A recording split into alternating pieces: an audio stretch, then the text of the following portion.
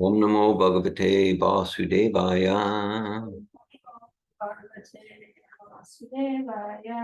Om Namo Bhagavate Vasudevaya. Om Namo Bhagavate Vasudevaya. We're studying Srimad Bhagavatam, Canto 3, Chapter 6, entitled Creation of the Universal Form. We're in Text 9. It's December 2nd, 2023. Narayanam namaskritya naram chaiva narottamam devim sarasvatim vyasam tatojayam mudirayat. Before reciting this Srimad Bhagavatam, which is the very means of conquest, one should first offer respectful obeisances unto the personality of Godhead Narayan, unto Narayan Rishi, the supremest human being, to Mother Sarasvati, the goddess of learning, and unto Srila Vyasadeva, the author. Nasta Prayesh Vabhadreshu Nicham Bhagavata Sevaya Bhagavat Utamashloke Bhaktir Bhavati Naishtiki. Canto 3, Srimad Bhagavatam, Chapter 6, Text 9. Sa'adhyatma Sa'adidaiva Cha Sa'adibhuta Iti Tridha Virat Prana Dashavidha Ekada Vidayena Cha Sadhyatma Sadidaivascha Sadibhuta iti trida Virat prano dashavidha Ekada hridayena cha Sadhyatma Sadidaivascha Sadibhuta iti trida Virat prano dashavidha Ekada hridayena cha Sadhyatma Sadidaivascha Sadibhuta iti trida Virat prano dashavidha Ekada hridayena cha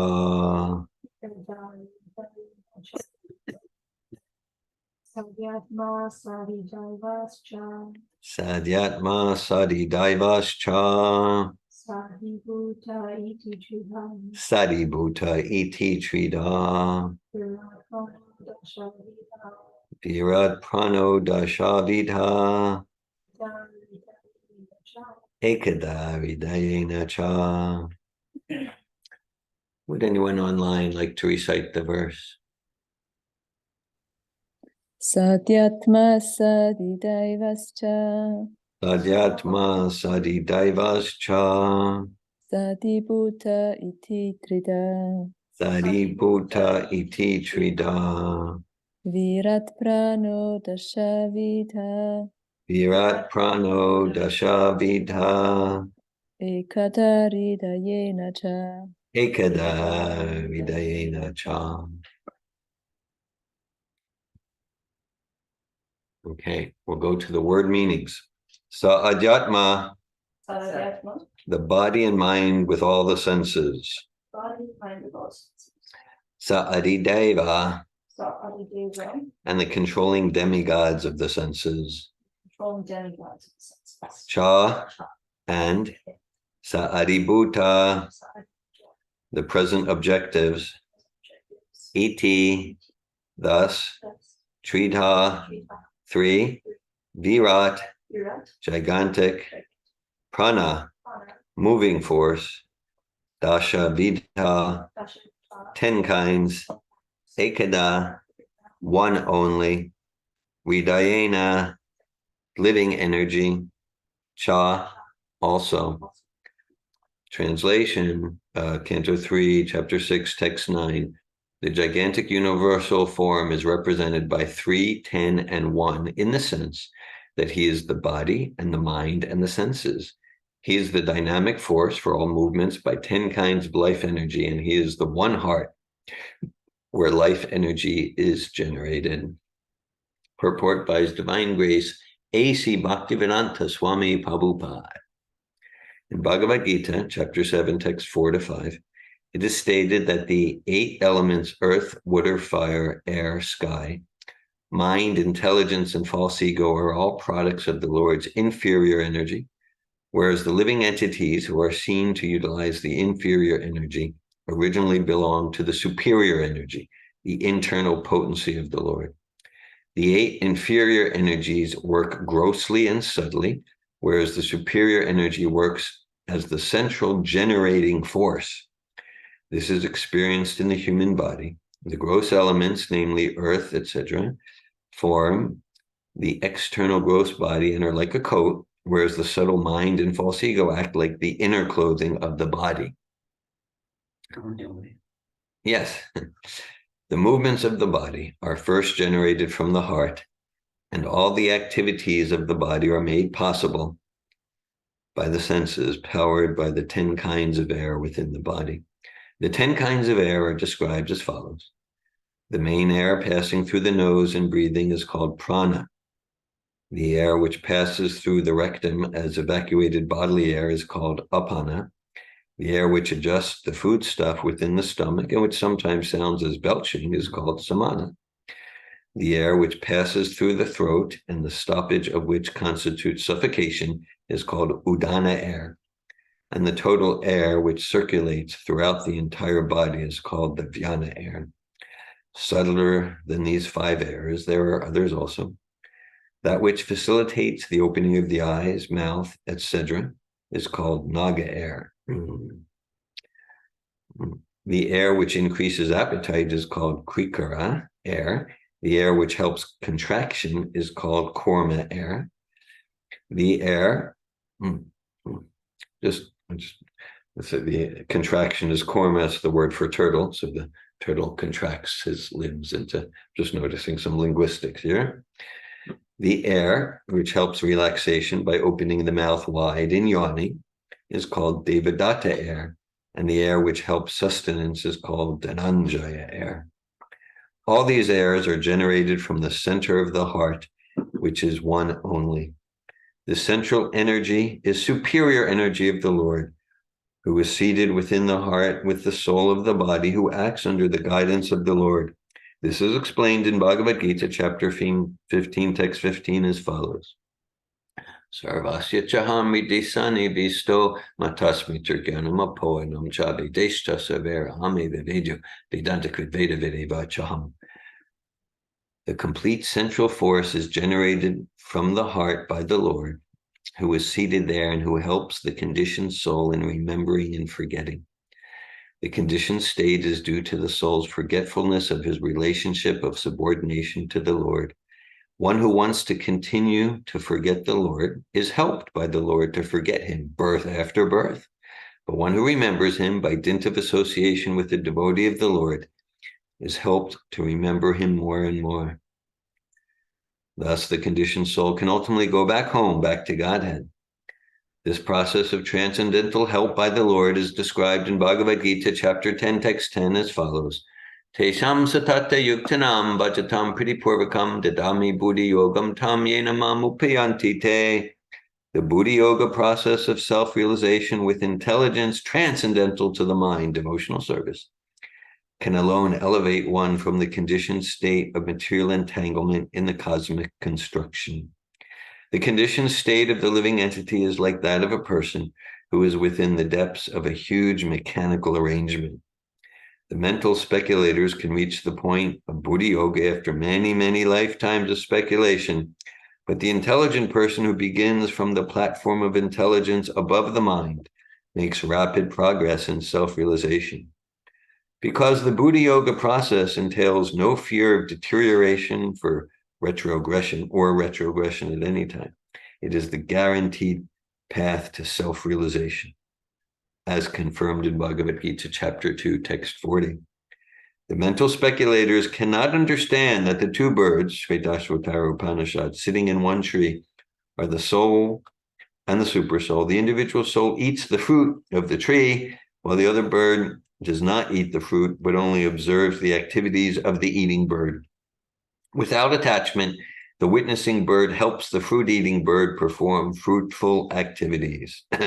One who cannot understand this difference between the soul and the supersoul, or God and the living entities, is certainly still in the entanglement of the cosmic machinery, and thus must still await the time when he will be free from bondage.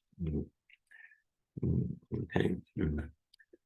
Om Gana Timirandasya Gananjana Shalakaya Chakshurun Militamyena Tasmai Shri Gurave Namaha Shri Chaitanya Manobishtam Stapitamyena Bhutale Svayam Rupa Kadamayam Dedati Svapadantikam Vandeham Shri Guru Shri Utapadakamalam Shri Gurun Vaishnavamsta Shri Rupam Sagrajatam Sagana Ragnatan Vitam Tam Sajivam Sadvaitam Savadutam Parijana Sahitan Krishna Chaitanya Devam Shri Radha Krishna Padan Sagana Lalita Shri Vishakan Vitam Cha Hey Krishna Karuna Sindhu Dinabandhu Jagat Pate Gopisha Gopika Kanta Radha Kanta Namostute Tapta Kanchana Gaurange Radhe Vrindavaneshwari Vishabhanu Sute Devi Pranamami Hari Priye Vanchakalpatu Yubhyascha Kripa Sindhu Bhyevacha Patitanan Pavanebhyo Vaishnavebhyo Namo Namaha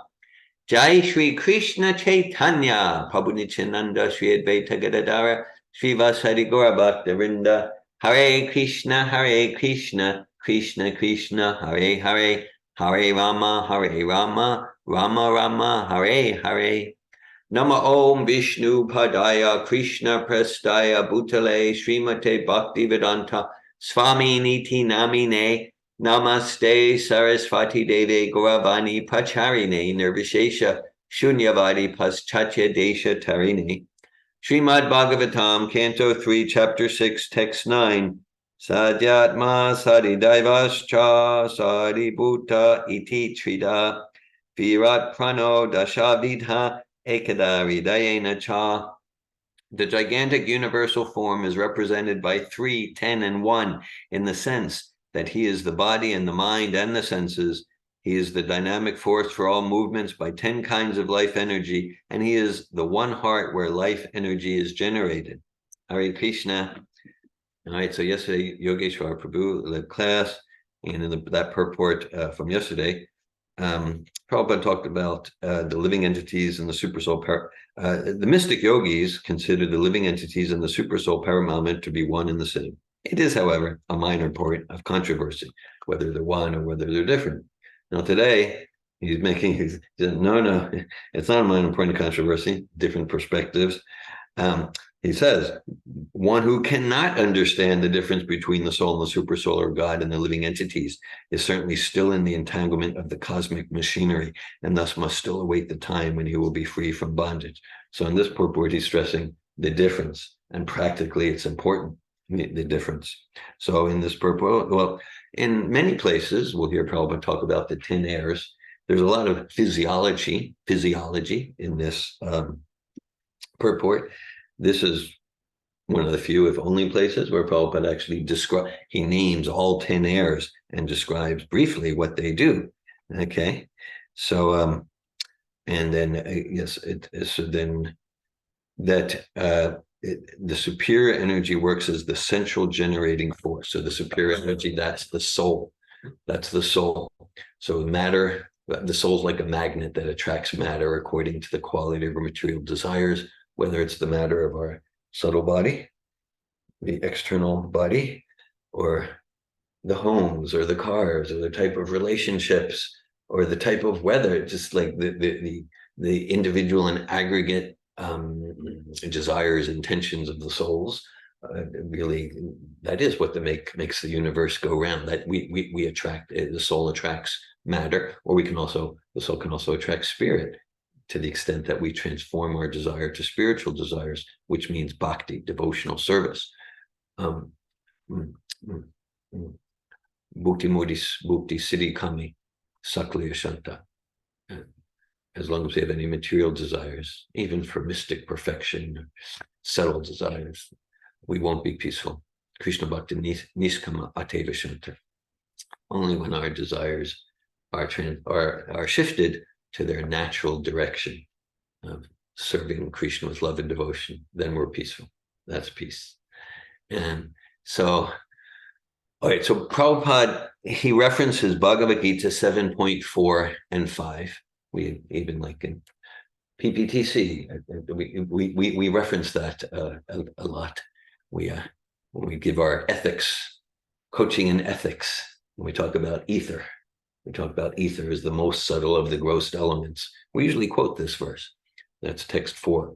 Bumir apo nalovayu kamana buddha evacha ahankaram ityame bina prakritir ashtada. And so Krishna describes 5 gross material elements: earth, water, fire, air, ether, and 3 subtle material elements: mind, intelligence, and a hankara, false ego, a false conception of who we are. So it's 3 material elements. So we can, and Prabhupada gives the clothes analogy, the inner clothing, right? So just like, right, so we have, okay, maybe we have an external coat, then we have the inner clothing, right? But then there's the body, right? And so as a metaphor to help us understand, just like, so our clothes have a particular shape with sleeves and legs. Why do they have a particular shape? So the clothes aren't the body, but the clothes have a particular shape because the body has a particular shape. So similarly, we have the external, the gross body and the subtle material body. And we can see this body has legs and eyes and a sense for smelling and has capacity to walk, because this is like the material covering, the material clothing of our spiritual body. Bhakti Yoga, Muktiritanya Tarupam Sarupena Vyavastiti. Bhakti Yoga, Krishna consciousness, it's about reviving, revealing, uncovering our original spirit, spiritual eyes, spiritual hands, spiritual senses. It's about our spiritual body getting uncovered, and so that's it. So yeah, right. So the spiritual body, that is us, has eyes. It's not just this senseless. No, it has eyes. And because the material body has eyes, just like it has legs, but it's spiritual.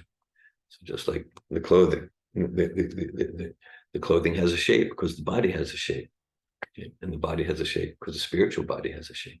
So this is bhakti, and we won't get this aspect pretty much anywhere else, not in any impersonal approaches or like that. So. All right, so then Prabhupada references the next verse, chapter 7, text 5 of Bhagavad Gita. Practically every verse in chapter 7 of Bhagavad Gita, Prabhupada references a lot. So, well, let's go back a bit.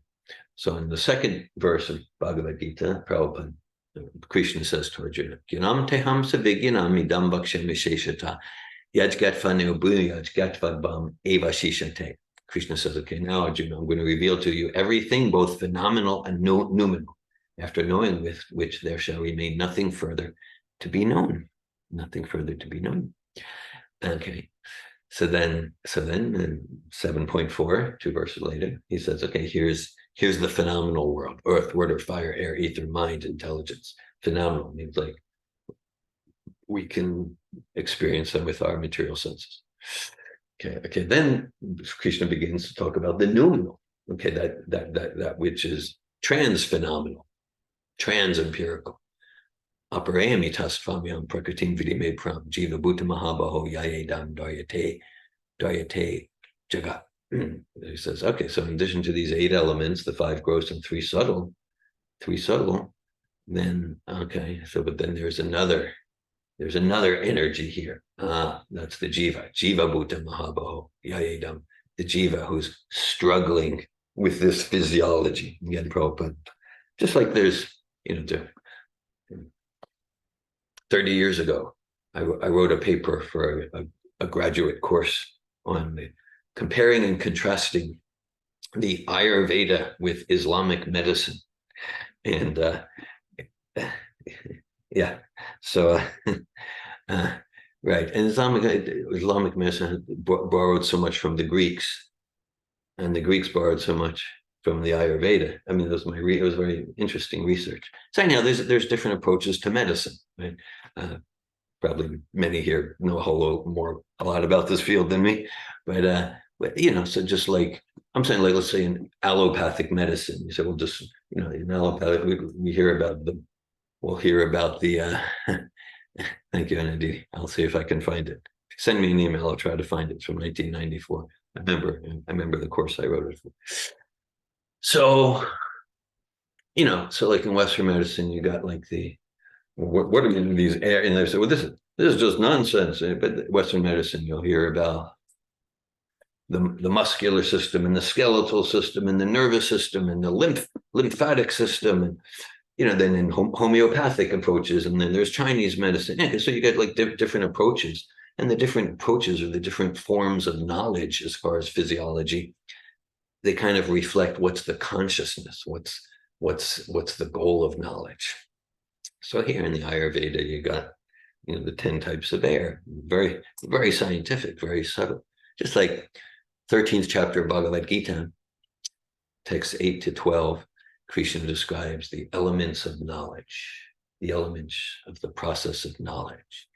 And the first of the 19 elements is humility, then pridelessness, and then realization of the futility of the cycle of being stuck in the cycle of Janma Mrityu Jaravedi Dukkha Anudarshana, birth, death, old age, disease. So that's not knowledge. Not knowledge, or like knowing. Actually, when I was growing up, the periodic table had 108 elements. I'm sure it's much more now. It's probably 150 or something, because there are these subatomic things. But knowing that, and knowing the Newtonian laws of physics. But then, okay, so then that gets into knowledge. And so if the goal of knowledge is Ishvaroham, Aham Bogi, Siddhoham Balavan Sukhi, is to control and enjoy the material energy, then what goes in the name of knowledge, data, information will manifest as one way. And if the goal of knowledge is to stop this struggle, is to liberate ourselves from this machine, Yantra Rudani Mayaya, to liberate ourselves from this machine made of material energy, this entanglement of the cosmic machinery, Prabhupada says, the cosmic machinery. Okay, then knowledge will look like humility, accepting a bona fide spiritual master, understanding the inherent misery of material existence, whether I do it try to enjoy this way or that way. Oh, I took care of that misery. Oh, but now it's attacking me from this way. Oh, yeah, life is difficult. So depending on what's our intention, what's our motivation, that'll determine what sort of knowledge or so-called knowledge we're attracted to, whether it's in the mode of tamas, rajas. Just like, okay. So Prabhupada, there's quite a purport here, so much here. There's Prabhupada talks a lot about the heart, right? The heart is the center. The heart with the soul of the body. The central energy is superior energy of the Lord who is seated within the heart. I mean, I know in we're in recent years, we're doing like research on the effects of the Maha Mantra on physiological factors. My role is not about the physiology, but like research design and things like that. But still, I've read a little bit. So more and more they're finding that the heart is more of a brain than the brain. It relates to the vagus nerve and different things, and don't want to get too much into it because that's not I don't have a lot of detailed knowledge, but yeah, the heart is just like all these nerves and synapses that they weren't aware of even 10 years ago. So it's an affirmation of the Vedic version that the spiritual energy, the just so much love Prabhupada's terminology, that that the uh,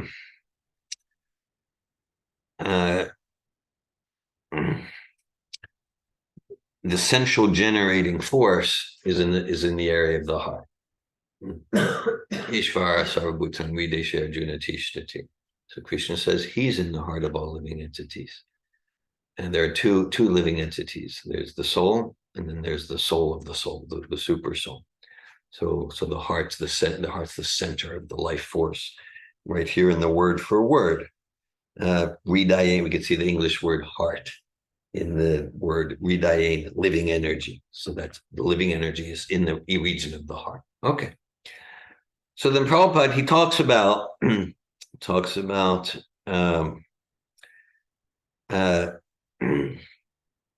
the mental speculators cannot understand that the two birds, that's the soul and the super soul, the two birds sitting in one tree are the soul and the super soul.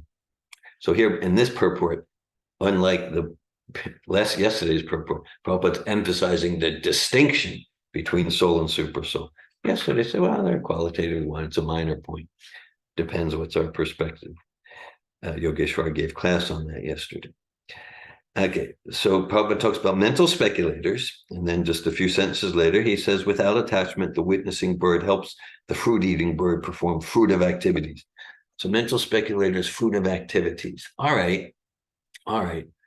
So there's two things here, two kind of approaches to life. Okay. Three approaches to life: fruitive activities, mental speculation, and the third is bhakti. Three approaches to life. Okay. Fruitive activities, and we can see this everywhere, and there's a dynamic. Okay. So in the ancient Vedic age, okay, let's go say Vedas. So the Vedas have a lot about fruitive activities. Work hard according to your dharma. Well, there's fruitive activities that are karmic and dharmic, and fruitive activities that are akarmic. V-karmic means they're not according to any principles. Yashastra vidimutsidra vartate karmakam kamakarata nasasrima vapnoti nasukam no paramgatim. And then if we to the extent that we engage in that which isn't according to any regulations, then we really get ourselves in trouble, big suffering. And if we do our karmic enjoyment stuff within some regulation, then there's a little bit of karma yoga in there. We make gradual advancement. Okay. So just some basic history. So like there was a Vedic fruitive activities and either like to be happy in this life or to go to heaven and enjoy like anything. All right. So the basic thing is that, and it works. It's dharma, artha, kama, moksha, and we follow some dharma. Okay, within it, it becomes dissatisfying. The idea of the karma approach is like, I'll control nature and enjoy. In modern time, like the whole modernist scientific approach, I'll control nature and enjoy. And that's in the Vedic age, they would do that for different yagyas and sacrifices and things like that. And then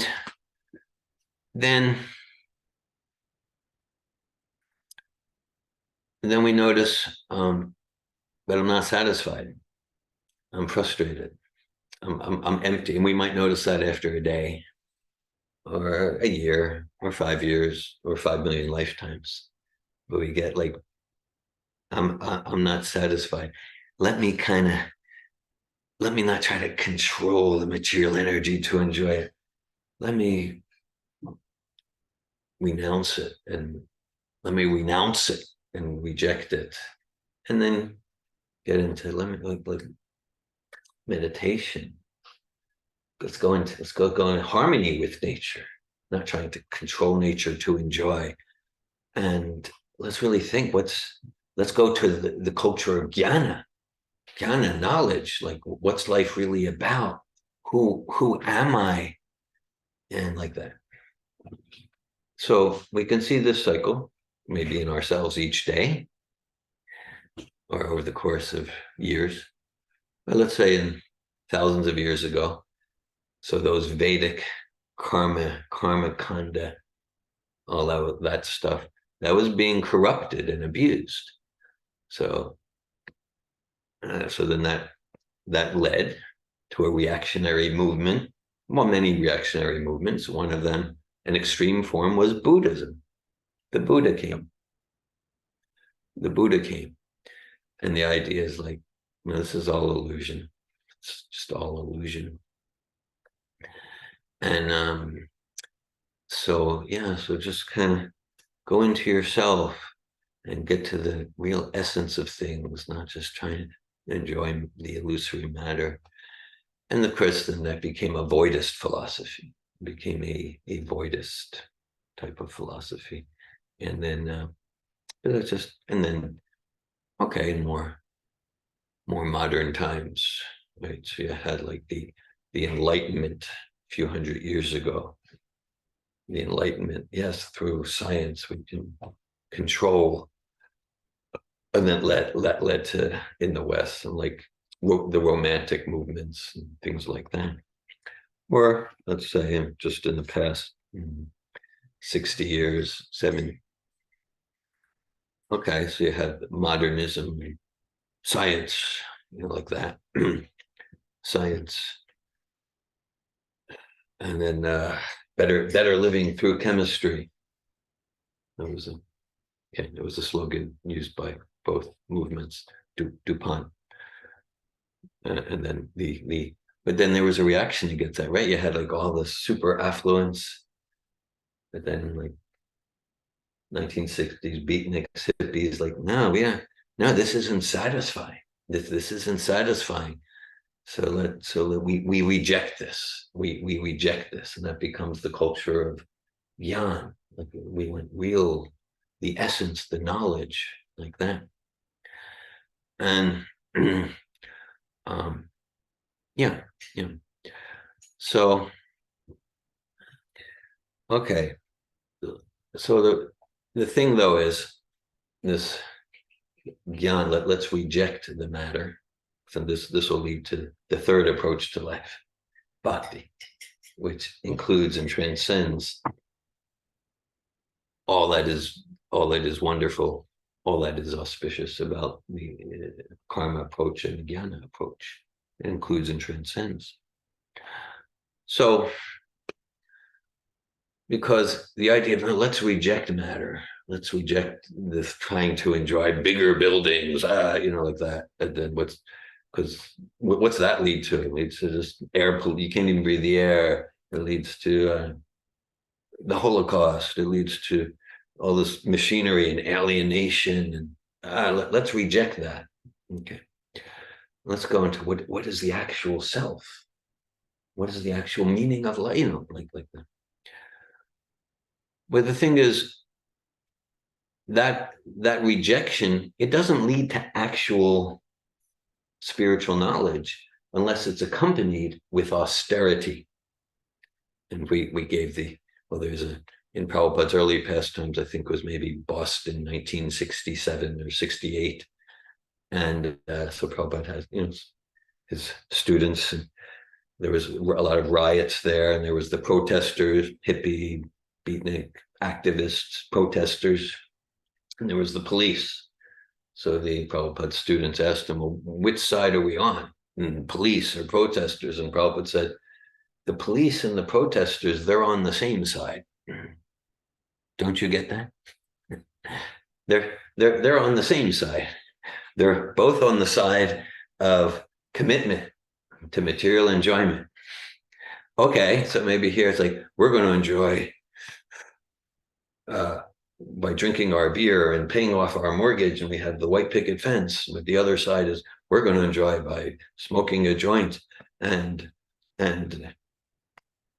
having sex in our in the grass hut. But Prabhupada said they're on the same side. Whether one is attempting through karma, one's attempting through the rejection of the material energy, kind of what's that? Not really a rejection of my energy. A pseudo rejection, but it's Sex, drug, and rock and roll. what's that? With sex, drug, and Sex, drugs, and rock and roll. Right. So that does be so Malini's questioning, and that's the point we're making. That because there's some idea of like rejection, there's some idea, but there's no actual knowledge unless there's austerity, and for the most part, hippies weren't known for austerity. Okay, if there's not austerity, we won't get actual knowledge, actual realization of who we are as spirit soul and not the body. So the austerity is key. It's all over the place. Vasudeva Bhagavati Bhakti Yoga Projita Janya Ashivayagam Gyanam Chayada Hutukam.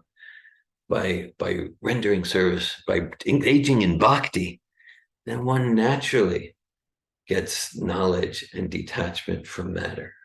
Okay. But if it's a pseudo attempt, again, or let's say we went back to like the Vedas, the Vedic things were corrupted, so the Buddha came. And he took people, the Buddha is not a Vedic tradition, and that was deliberate. And he took people away from the Vedas because they had corrupted it so much. He said, just follow me. And he gave some Buddhist philosophy. And ultimately, he gave them some bhakti. Many of you have heard me share the time in, I would say, 2016 in Recon, Switzerland. And there with the Bonomo family, and indeed Paramatma, Anuk Noah, and I was January, February in Switzerland, and right there near Recon, there's like the most important Tibetan Buddhist ashram in all of Europe. Like when the Dalai Lama visits Europe, he goes to this place. So we walked up the mountain, and we had a spontaneous snowball fight on the way. Still remember these things, makes deep and like a samskar for me. And we got to the Buddhist ashram. It's a 45-minute walk in the beautiful snowy mountains.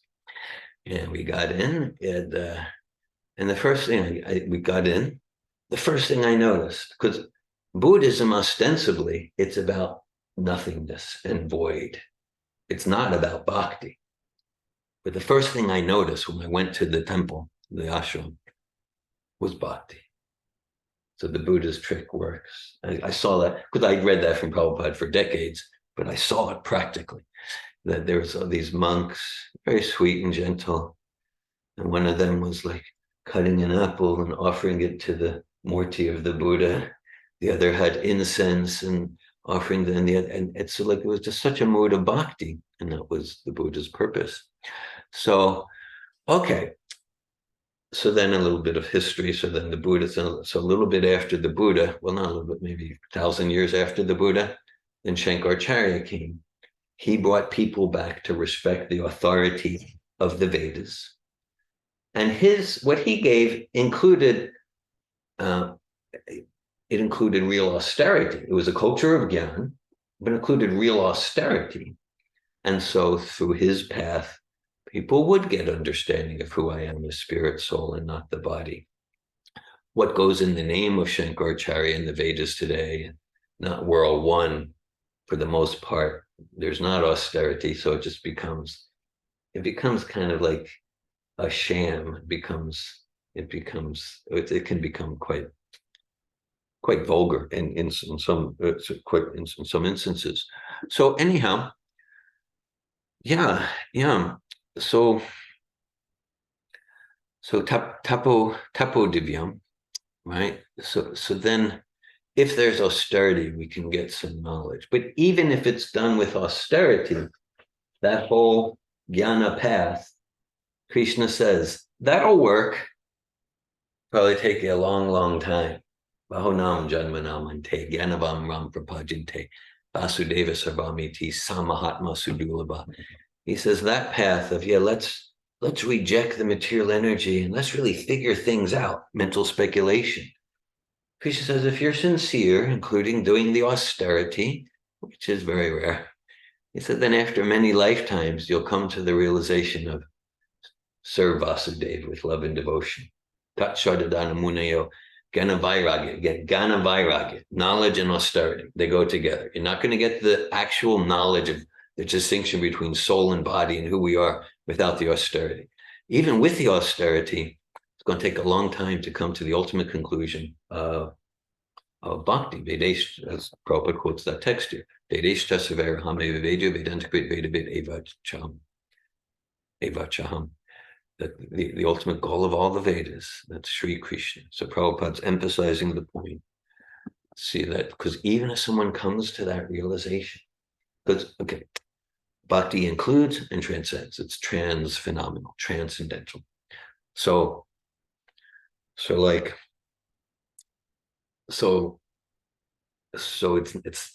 like, sure, yeah, it's rejecting the material energy, but it's not rejecting, it's appreciating material energy. This is the energy of God. Okay, so it's not like the karma, like let me, whether through science or Vedic yagyas, let me control and enjoy.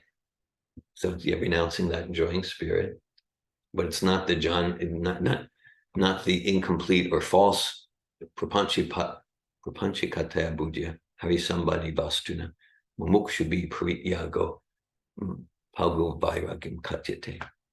Rupa Goswami just describes about incomplete partial renunciation. Okay, yes, yeah, so, okay, sure, but it's like, no, let's utilize the material energy to serve the source of all energies. Aham sarvasya prabhava matasavam pravartate. And so that's bhakti. So that the austerity is there naturally. Vishavinirartente nirahasideham rasavarjam rasopyasya param justanivartate.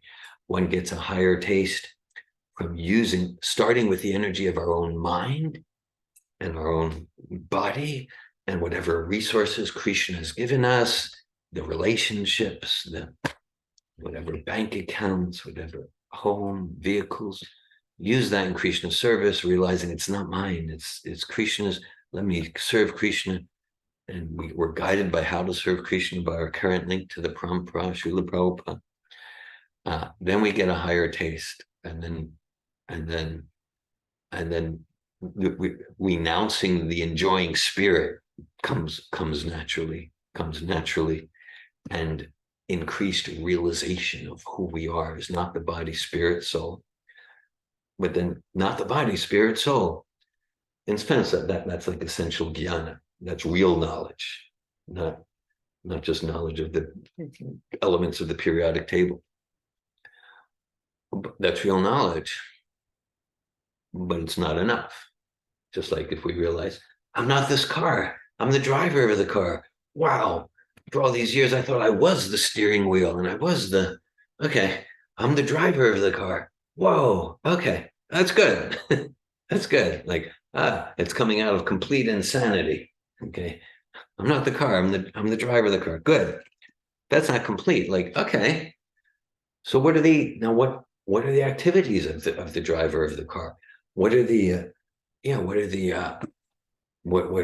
the healthy activities? Do I just, I guess I go to the gas station? No, what are the activities other than taking care of the car?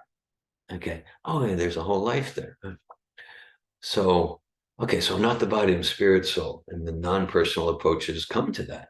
They come to that. But then what? Okay, so what's the activities? What's the activity of the soul and self-realization? No information unless you come to bhakti. Then bhakti is like, yeah, that's because what you'll get in other paths, whether Buddhist or oneness, what you get in other, I'll call it radical oneness. Bhakti is a form of oneness. The Vaishnava form of oneness is to dovetail my desires as one with Krishna's desires. But that's different than Advaitavad, radical oneness. So then the idea is, when we're completely realized, then there's no activities. Okay. It's just like no one's going to be satisfied because like our nature is to be active, whether we're conditioned or not conditioned. So in bhakti, we get activities really begin when we realize who we are as not the body, spirit, soul, and as servants of Krishna. So like, let's say in regards to the activity of speech. Okay, so the whole idea of manavrat, no speech. Okay, well, that's helpful if we're speaking nonsense that just entangles us further and further in material illusion. Right? But then, speaking about Krishna, chanting Hare Krishna, Krishna Krishna, Hare Hare, Hare Rama, Hare Rama, Rama Rama, Hare Hare. Okay, so then I sometimes tell this. It's a pastime of Prabhupada from February 1977 in Bombay. He was meeting with Yogi Amrit Desai, who was probably maybe in his 30s at the time, but already had a following. Yogi Amrit Desai, he established the Kripalu Center for Yoga and Health in Massachusetts. Later it moved to, he established it in Pennsylvania. Later it moved to Massachusetts. 2010, we conducted some seminars there, including. What's that? He's he was living with Mickey Singer, Temple of the Universe, for a while in the early 90s. Now he's in the Ocala area. It's closed now. It's closed, okay. So I'm not following. But about 7 years ago, we conducted some workshops at Yogi Amrita Sai's ashram through Nate.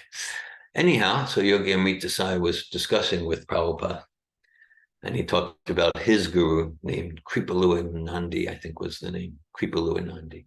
And at one point, Yogi Amrita Sai said that his guru for 12 years practiced Maunavrat, means no speech.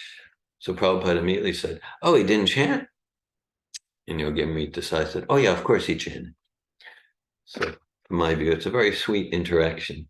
So both Yogi Amrita Sai and Srila Prabhupada, there was just a natural understanding that to chant the names of God, it's not a violation of a vow of silence. It's the fulfillment of the vow of silence. The fulfillment of the. So bhakti means like this, where that's where speaking really begins.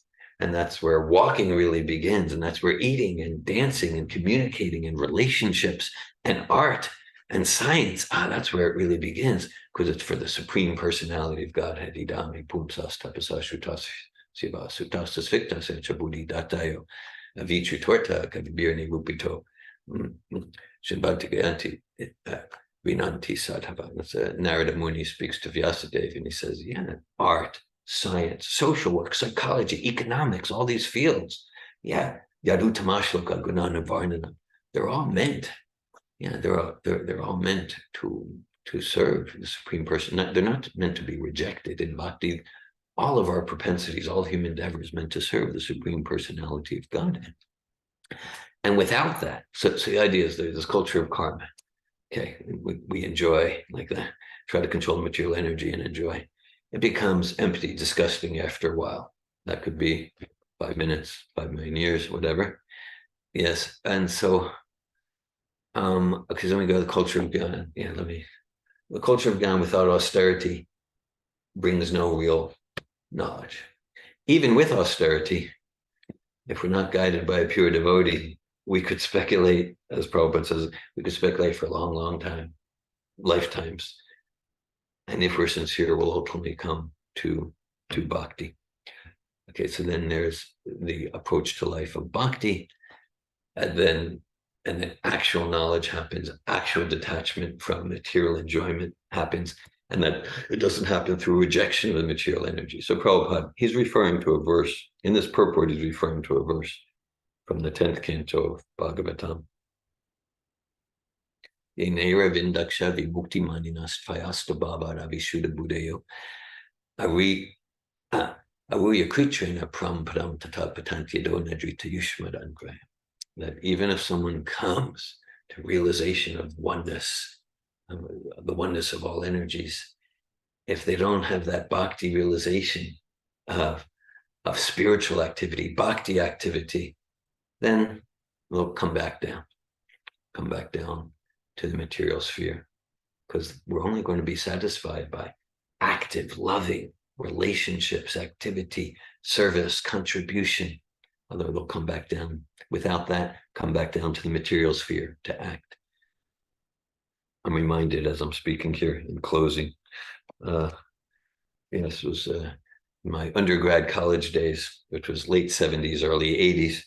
Remember, I saw at Penn State University at University Park, Pennsylvania State College. I saw a speaker named Jerry Rubin. I don't know if anyone here is going to know Jerry Rubin. So Jerry, I probably saw him maybe 1980, 81, maybe it was 79. So Jerry Rubin, he was a prominent figure amongst like the protesters and the activists. He was like an intellectual leader of that movement in the 60s, along with Allen Ginsberg.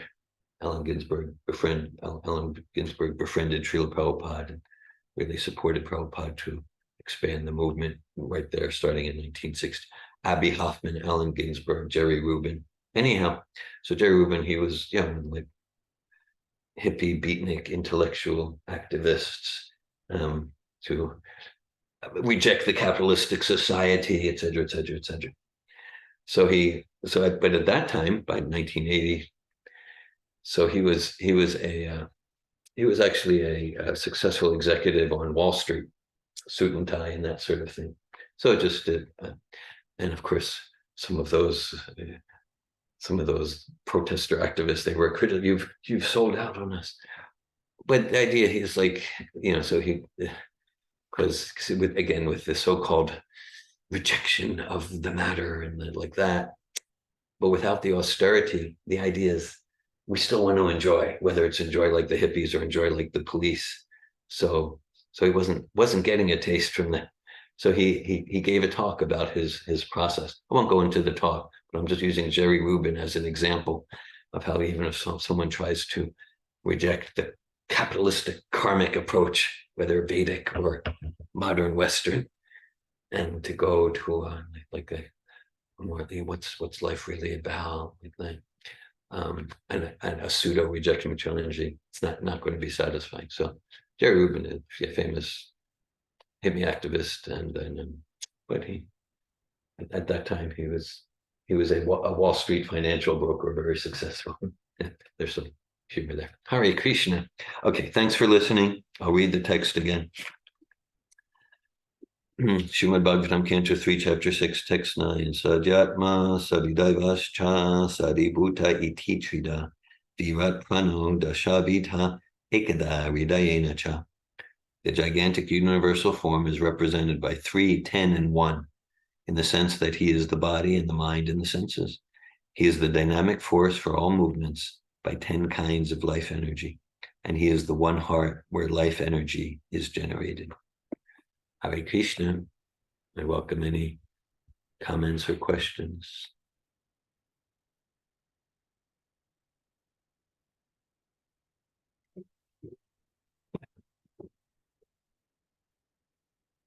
The first thing that came to mind is the Sanskrit word for word and then the translation. Yeah.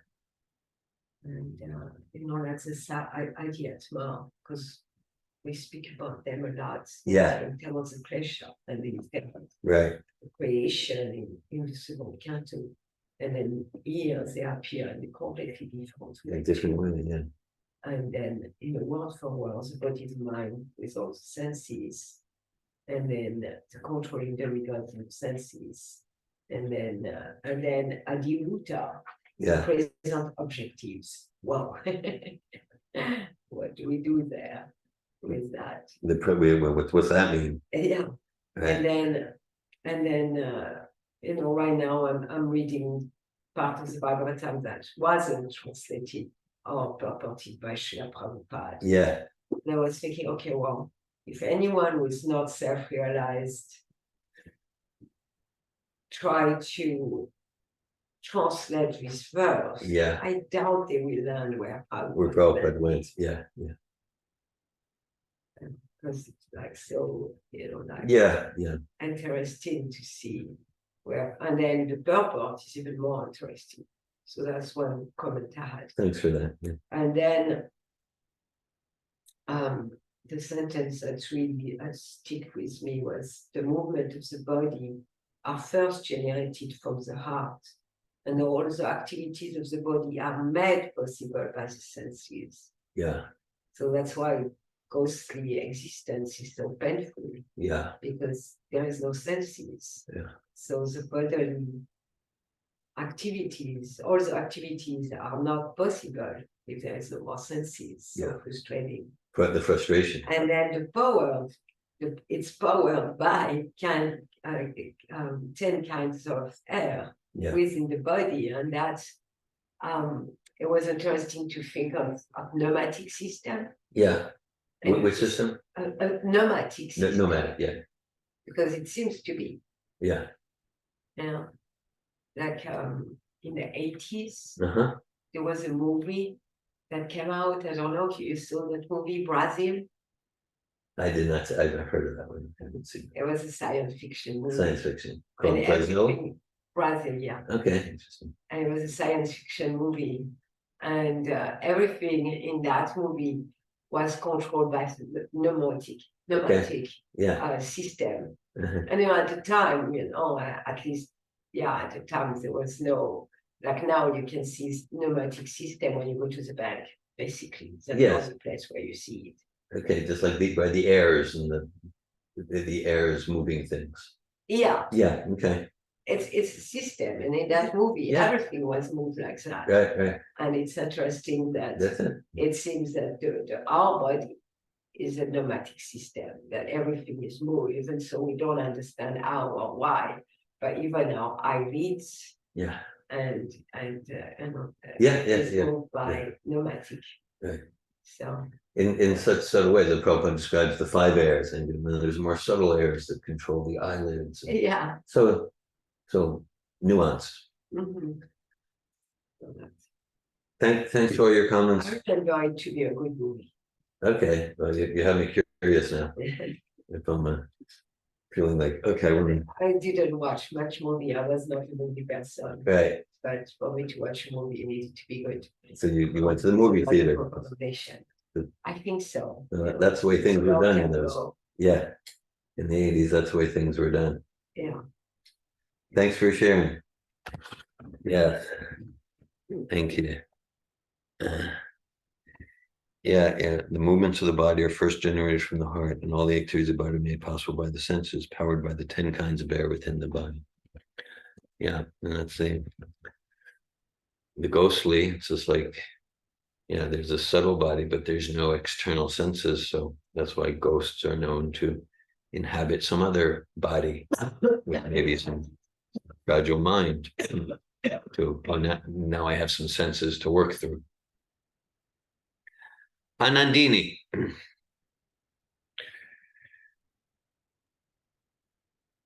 Hare Krishna. Hare Krishna. Thank you for this class. What stands out for me here is this, that all life energy comes from the heart of Krishna.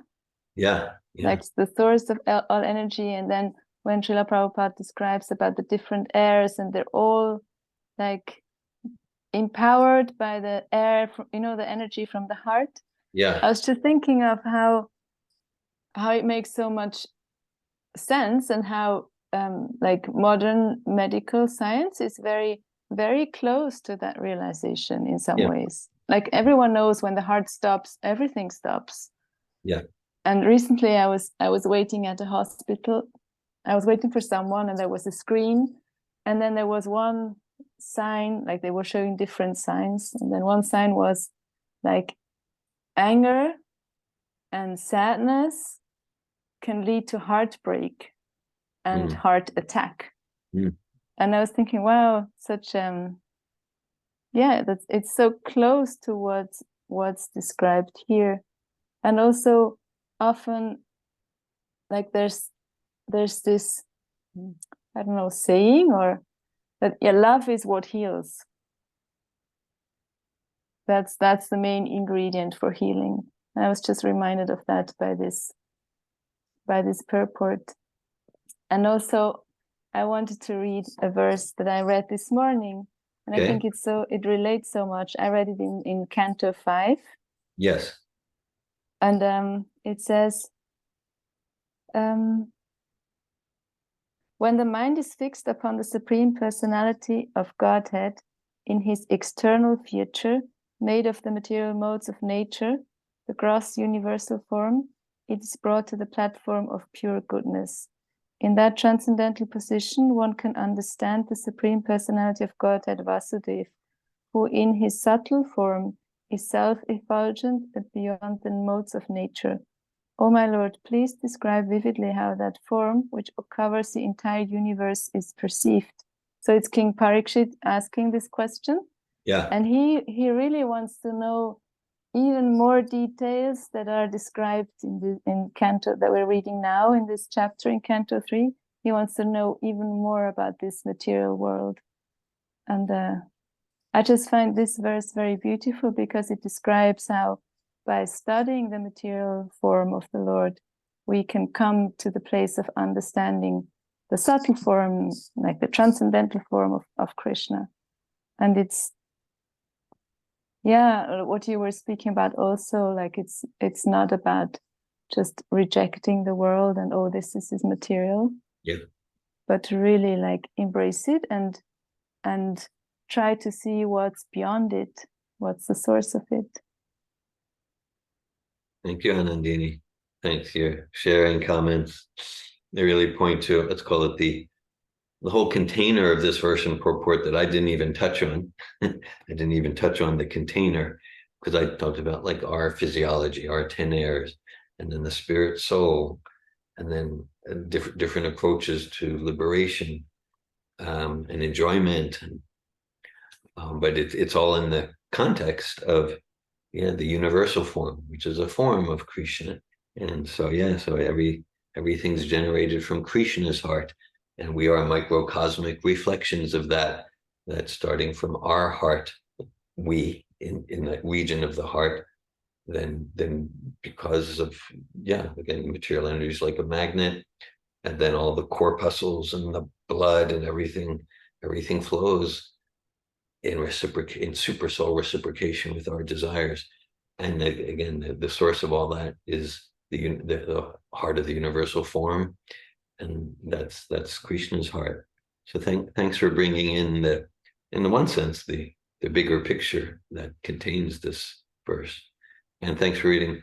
You're reading from part of the 5th canto where Maharaj Parikshit inquires, and then they're about to get into like 11 chapters about the cosmology, the Vedic cosmology.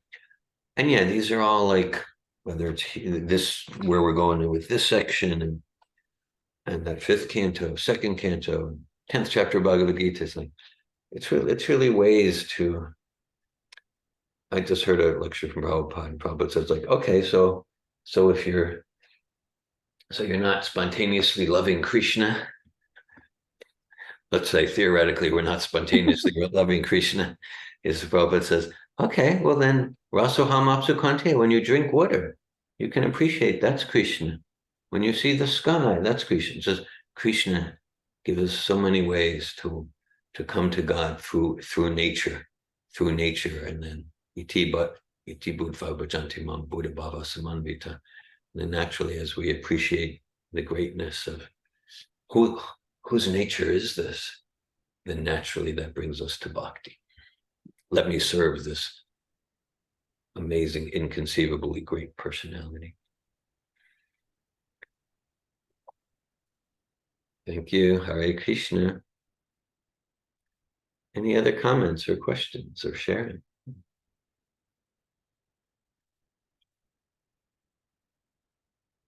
And Srimad Bhagavatam ki jai. Srila Prabhupada ki jai. Thank you. Hare Krishna.